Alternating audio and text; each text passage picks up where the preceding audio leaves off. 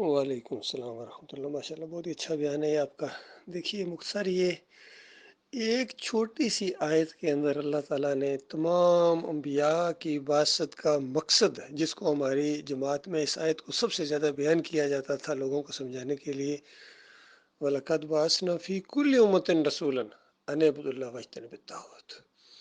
ہر امت کی طرف جو بھی رسول بھیجا گیا ہے وہ صرف یہ کہ اللہ کی بندگی کرو اور طاغوت کا انکار کرو۔ ہر پیغمبر کی بعثت کا یہ مقصد ہے۔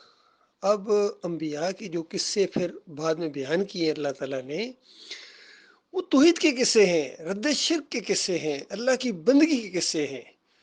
اور ظاہر بات ہے انبیاء کو بعض پر اللہ نے فضیلت دی، بعض کو بعض پر فضیلت دی، تو بعض قصے زیادہ یعنی بہترین ہیں، بعض قصے توحید کی بہت زبردست وہ بیان کرتے ہیں۔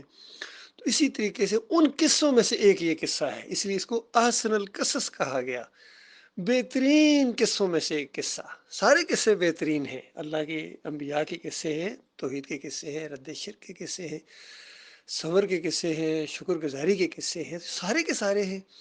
اور ان بہترین قصوں میں سے ایک یہ قصہ ہے، تو اس توحید کے قصے کو شرک کے اندر بدلی کر دینا، یہ جہالت کی انتہا ہوئی ہے۔ جو محمد حنیف کا غرور اور تکبر، علمی غرور ہوتا ہے، یہ سب سے زیادہ اللہ کو گویا ناپسند ہوتا ہے کہ علم کے اوپر غرور کیا جائے۔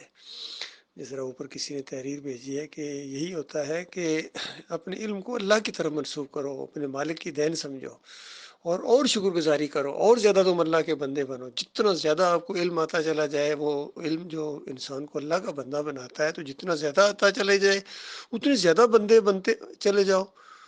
تو یہ جو علمی غرور آیا ہے، تکبر آیا ہے ابلیس کے اندر، اور پھر جتنے یہ کابرین گزرے ہیں، صوفی گزرے ہیں، اور اس جماعت میں سر فہرست محمد حنیف ہے، اور نمبر 2 سعید احمد ہے، اور پھر اس کے اندر انیس الدین تھا، یہ سہیل خان، منور سلطان، رفعت نواب، ان کے اندر یہ جو زرار بٹ، اجاز شیخ اجاز بھی، یہ سارے قاری خلیل الرحمن تو بعد میں آیا، یہ بھی اسی گاڑی میں سوار ہوا ہے۔ غرور اور تکبر اس کے اندر ہے، اپنے مخرج کا لے ڈوبا، اس کو مخرج سمیت جہنم کی آگ کے اندر جائیں گے سارے، علم سمیت، علم کے یہ پہاڑ، ان کو غیر نافع علم ملا گیا، یہ وہ گدھے ہیں جن کے اوپر کتابیں لدی گئی ہیں۔